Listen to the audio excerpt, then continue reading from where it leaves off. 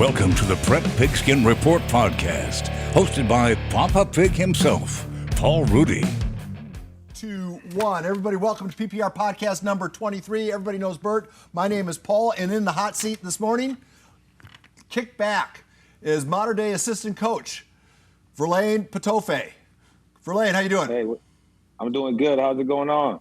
Oh, really good. We appreciate you agreeing to do this. What's an assistant coach do during non-football season? I think it's a little different for me because I also run an organization, called Makasi. So, we're on a 7-on-7 circuit right now, trying to help these guys get to the next level as far as college and just, training and always coaching. I think nowadays, coaching is kind of a year-round job more than it used to be, about, 15, 10, 20 years ago. Verlain, this is bringing up the 7-on-7. This is this your 7th year with Makasi or doing Makasi? Yes, this is my 6th year doing Makasi. And how many would you say guys got free college education scholarships through Makasi in those 6 years? Over 100. 100. Over 100 for sure, yeah. So I guess that's my next question. And 7-on-7 is always a hot topic now. And do you think is it a good thing or a bad thing? Because I'll just be straight out. Makasi, I think, has become more relevant than 95% of the schools in the county. It seems. Yeah. It is. It's everybody recognizes the name. Kids are going to college. Kids are, going through a system, and a lot of the 7-on-7 things. Is that a good thing for a lot of these schools, or because outside the top 10, I think a lot of Makasi's become more relevant than a lot of other schools, and whether that's because of recruiting or getting scholarships, and does it even matter if kids get scholarships? That's what we're all here for, right? I just think the game, just football has changed, period, right? Now I just think, football just, just from the top down, like if you look at college or even NFL, just much more of a business. And I think that stuff kind of trickles down where, parents are doing a lot more to try to give their kids more of an opportunity to get scholarships because, you see all these kids on TV or you see kids getting, free education. So for us, though, the reason why we do it, I grew up in Southeast in the inner city neighborhood. A lot of my friends, got caught up in, gangs, drugs, and doing all types of stuff, So we didn't really have that. If we would have had something like this where, we knew that we could go play 7-on-7 or have some idle time or get some coaching, in the off season, I think, a couple more of us would have probably, went on to go play college football and anything like that. So for us, it's more about trying to help these kids in the off season, not really get in trouble, have some, something to do and get better at their craft, while, competing in these major tournaments and seeing all these other big time guys, doing it. We had John Carroll, the Carrolls on, I believe, 2 weeks ago, and we asked about 7-on-7, and Coach John Carroll, arguably from a different era, said what concerns him about 7-on-7 is he brought up the phrase repeated movement. I really can't stand the travel 7-on-7s, the all-star type 7-on-7 games. I think that number one puts kids at more risk of physical injury, as we're worried about physical injury. And number two, you don't want repetitive movements. You want kids' bodies doing different things at different times in the year. You don't want them doing the same route, the same cut, the same, for 365 days a year. I think that just increases the damage to joints. And I think medical science has shown that. Parents, get your kids out of that. No year-round movements or activities. Get them in alternative movements, alternative activities, alternative sports, and they're going to be more healthy and they're going to be better for it. How would you answer Coach Carroll on that? I don't, we're all entitled to our opinions, but for us, we only do our stuff on the weekends, which is Saturday and Sunday. So we encourage all our kids to run track. We have kids that play basketball. So we try not to do anything, Monday through Friday to, just guard them from doing anything. They got to do it with their school, or if they want to play basketball, if they want to run track. So for us, we encourage that. I think 2 days a week of doing football is not going to, kill you. We're not talking about 6-7 days a week, trying to do football stuff. So I don't really agree with him in that aspect. I just think, it's a different era now. And sometimes a lot of the old school guys, are kind of stuck in their ways and, it's hard for them to adapt, which I understand. But I just think that, the era has changed now. Things are different. Social media is more prevalent. Kids get scholarships. They're posted all over the world. The transfer portal is going crazy. NFL, there's a lot of things that just changed with the game of football because there's just so much more money in it from the top down. And I think, parents are seeing that and they want their kids to possibly get in that situation. So I just think it's an era thing. And I understand, the old, a lot of the old school guys, got a, different feeling about it, but it's just a different era. Interesting. So I'm going to ask you the question everybody always asks. You want to be a head coach? You're looking at being a head coach? You just like being an OC and doing Makasi? Because I guess if you were a head coach, you'd have to give up kind of Makasi a bit. Why? I just don't know any head coaches that can do all that. Well, I don't really want to. I love being at Mater Dei. Coach Joyner has done a fantastic job of just, he lets me run the offense. He lets me do what I do. I'm not really looking to become a head coach right now. I do a lot as well with with Makasi as an organization. We have over 100 kids in the organization. We have a bunch of, kids that are in college that I still talk to on a regular that's playing, college football, with the Makasi Bowl and, a lot of the other things we do. I do have a lot on my plate. So, I'm not really looking to be a head coach right now, but, you never know down the line. But as of right now, I love Mater Dei. I love where I'm at. I love doing the OC thing. And, so as of right now or the next couple of years, I just kind of want to do the OC thing and have fun doing it. Let me ask you a question on the OC thing, because you had, everybody talks about how many guys you have back next year, but they don't talk about, you have a D1 quarterback and probably 6 D1 skill guys. How do you spread the ball around to make everybody happy? And is it ever the problem with because I remember coaching and even playing, you never have a problem with the kids, it's always with the parents. You guys going to run into that a lot next year? No. I think the number one thing we preach with our receiving core and just our offense period is just being unselfish. That's the thing that I had these guys buy in from the get-go. So the number one thing I always tell them is team success equals individual accolades. So I understand, we have a bunch of guys on the team, to be honest. If they were at other schools, they would have 1,000 yards. They would be number one options at, most of our guys would be number one options everywhere else. But, they all kind of bought into the team aspect and like, look, if we play for each other, if we block for each other, if we, cheer each other on, we're going to look at the end of the year, meaning we're all going to have the accolades. So, we got 6 Division I receivers and all those guys are starting to pick up offers and they will pick up offers and they're going to get better just because of the competition. And that's the number one thing I tell them is like, once you guys if you're just the number one guy on your team, when you get to that next level, it's going to be a rude awakening because there's going to be 5 of you and there's going to be, another, 6 of you that are older and better. So I think our kids get a head start on college because our practices are so competitive because if you don't have a great week, you might not start that week. So I think that helps them as far as getting to the next level. And they all, the kids did a great job of buying into just, being unselfish. Even our running backs, like we got, Nico Mosley, he could have rushed for 2,000 yards this year if I gave him the ball 25 times a game, Anthony McMillan could have rushed for 2,000 yards, but those guys sacrificed, right? Nico averaged 11 carries a game. Anthony 7 carries a game. But at the end of the year, they won the state championship. They had good film and they played a big role in what we're doing. So I just think if you take care of the little things and you put team first, all that stuff kind of plays itself out. And another question, I guess, going into this is a recruiting thing, because I noticed with your guys, and I want to ask you a question on this. You have 2 guys with Pitt offers. I went to Pitt. Pitt doesn't come to San Diego. So does that come from you or a relationship with the receiver coach who just left, by the way? Or how does that work?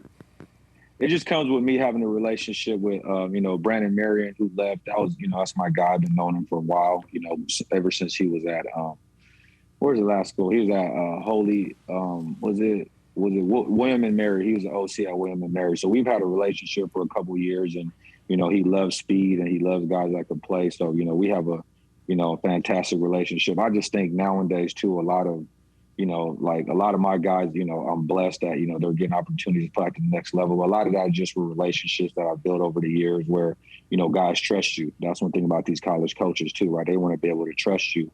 because you always been honest with them. I'm always honest with the college coaches, give them an honest evaluation.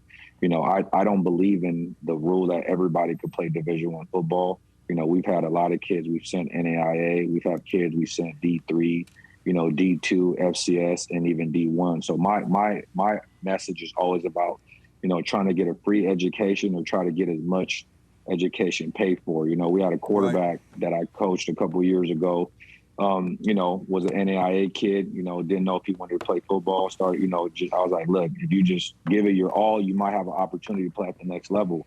Had a pretty good year. The school costs $45,000 a year. He only pays $4,000 a year. He's going to graduate in 4 years, get his degree, and, maybe have an extra year to try to get a master's. So you're talking about a kid that only spend $20,000 to $25,000 to get a great $250,000 education. So it's all about just doing that, because football is going to end one day, but you can't take the education part away from you. So that's what I kind of preach with my guys. Hey, how does it work? Do you have to be invited to participate in Makasi? How does it go? Can I just sign up and tryouts? You got to try out.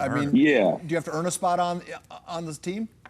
Yeah, we earn a spot. We have tryouts. We tend to have a lot of guys. 1 year we had like 300 guys come try out, so it was very, very competitive. But we've grown over the years. But we have tryouts, and then we usually have 3 teams, and then we have a youth team, and we try to keep guys. We see guys that are good players but just need a little bit of development. So we try to keep it as many kids as we can, just because we do want to help our kids. We're just not about taking the best players. A lot of the kids we've developed over the years. We have a bunch of really good coaches on staff. Coach TJ McKay, played at San Diego State for 3 years. Coach Long was a 3-year starter out of D1. Coach Olave, started 3 years out of D1.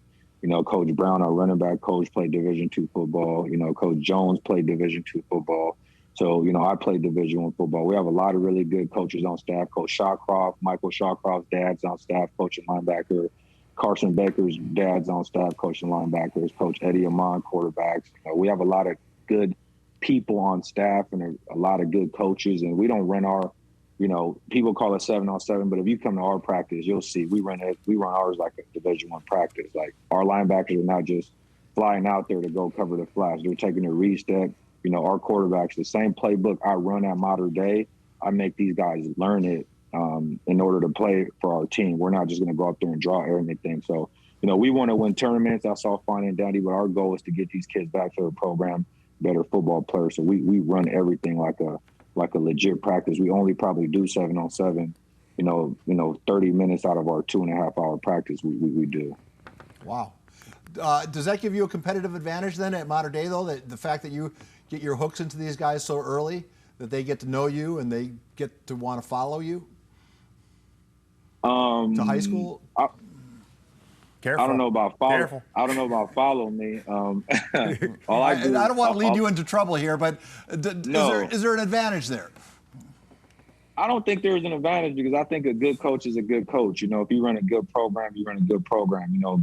Parents are going to take kids to high schools that, they think their kids are going to have the best shot to be successful. So, whether it's, they go to, Cathedral, whether they go to, Saints, Lincoln, Mater Dei, Madison, or some of these, really good high schools, I think parents are going to ultimately make the best decision for their kids. So, all we do in Makasi is we try to help these kids become better football players, help them, with the exposure aspect, and, just kind of help them see the big picture of, it's not always about D1. If you want to play college ball, there's a bunch of schools out there that's looking for really good football players. If you take care of the academic side, you're a good kid and you work hard, it's achievable.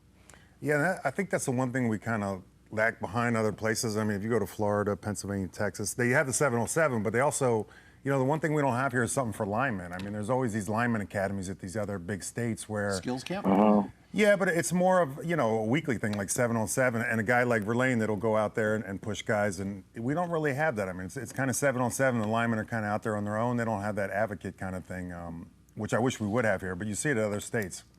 Yep. Why don't you start that up, Verlain? We got something in the works right now. We've been, talking about for a little bit, but we got something in the works right now trying to take care of the bigs as well. But I just think, to be in all honesty, I have a lot of relationship with people in the IE and LA and stuff. I just think San Diego has been a little behind as far as like adapting to what's going on. The IE in LA has been doing a lot of that, before us. So I think San Diego just starting to catch on. That's why a lot of this stuff that's coming with the 7-on-7, it's new to a lot of people because, San Diego hasn't really been doing that, but the IE been doing this for 10, 12 years. LA been doing this for 10, 12 years. I just think it's kind of new in San Diego the last, 4 to 5 years where people are seeing this. But eventually, though, it's going to be just like, where it's at everywhere else. But, we're working out something with the line, just trying to, get the parameters straight and try to help these big guys as well. Coach, we're taping this on a Tuesday. We're going to it's going to drop, as the kids would say, tomorrow. Yep. So, but I can't help but notice there's a lot going on as it relates to St. Augustine and kids going to play elsewhere. Can you offer any insight as to what's happening there? I don't know. I'm not in the program. I just wish the kids luck. I know a couple of the players there that play for me. I just, hopefully it works out for them. But I don't really know because I'm not in their program. So it's hard for me to really make a judgment because I don't really know what's going on. Fair enough. None of us do. Unfair question, perhaps, but that's what I get paid to do is ask unfair questions. Yeah. Hey, you and I see eye to eye on the Jerry Rice debate. There was somebody talking about analytics saying that Jerry Rice's 4.740 would translate to a bottom third of the NFL receivers in contemporary football. I saw that. And yeah. You and I have a different opinion, do we not? No, I think we have the same opinion. Or we see it. I think the guy I think he'd be even more effective in 2021 because he wouldn't have people grabbing onto his jersey. Yeah. And he didn't have to worry about Steve Atwater taking his head off.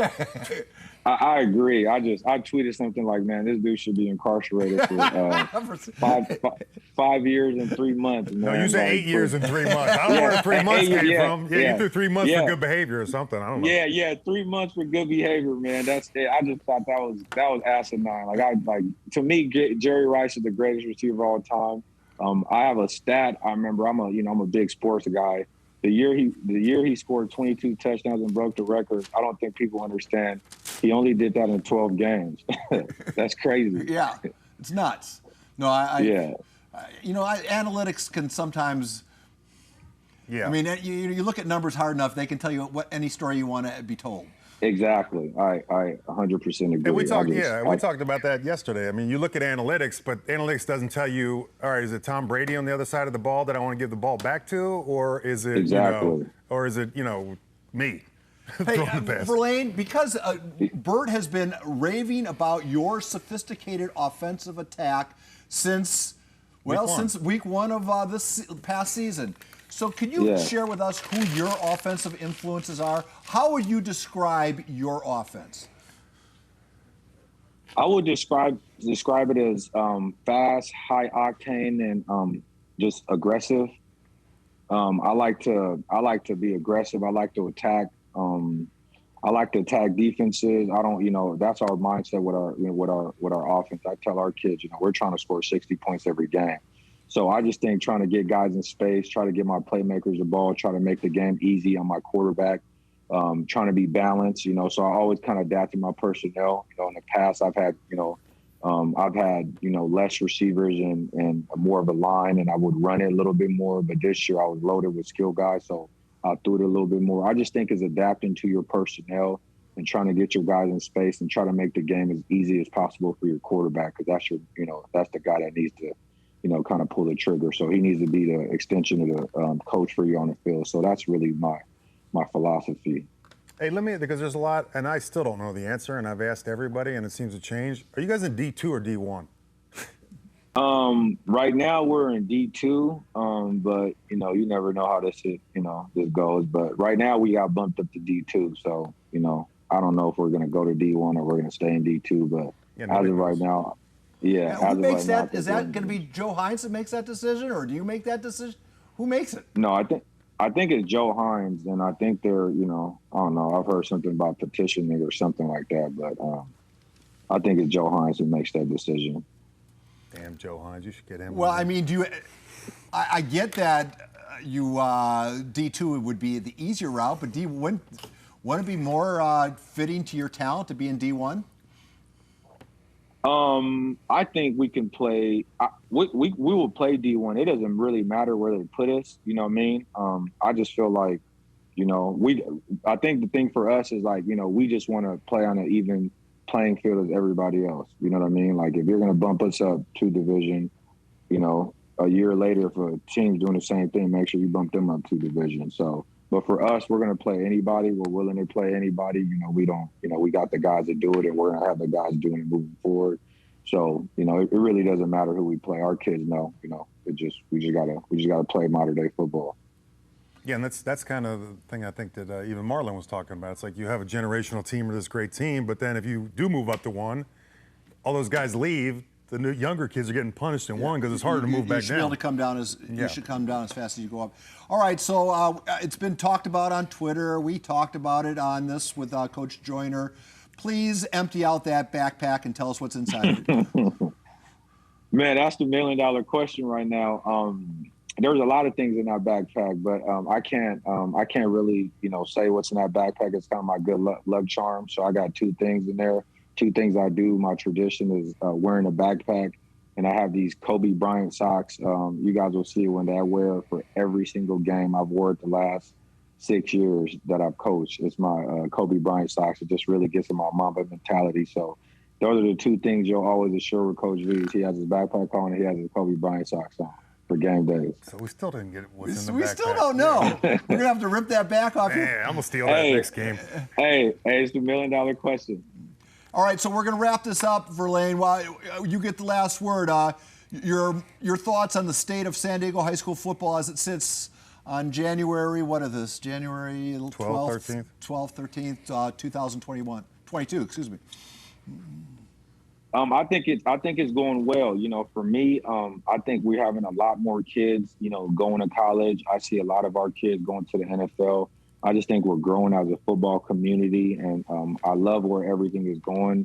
And me and Marlon actually did have the conversation about doing it like the Southern section. I told him I disagree with it. Why is that? I don't think the reason why I disagree with it because, in life, right? So like, if you're a college guy and you go to the NFL, like the expectations and everything is different because you move up. The more you achieve success in life, the more you're going to move up no matter what you do, right? So it's up to you to get better and adapt. I just feel like you have programs that want to build. Like I told Marlon, like the reason why you're able to build your program is because, you're able to have success. But the more success you have, you should be able to, you got to move up. That's just part of life. When you have success, there's more expectations that come with success. And I just think we have only 95 to 100 schools down here compared to the southern sections that have 400 to 500. So it's easier for them to do it because they got about 18 divisions while we got 5. So I'm not really a proponent of that. I just told them, if you look at it, we got 3 state champions that came out of San Diego, which is great. And I think if you do whatever they're trying to do, I think you're going to eliminate that. I think, 3 state champions coming out of San Diego really helped San Diego as a whole, and we could have had 4 if we didn't play Helix, showing people that we play really good football down here and we can compete with anybody in California. So I'm just not really a fan of the whole thing. I think it should, I think everything is good what it is. I just think, the more you move up, you got to get better. On that note, we will call it a conversation. Verlain, it's an honor to have this much time with you. I greatly appreciate it, sir. Appreciate you guys having me on. Burt, appreciate you as well. Thank you, Verlain.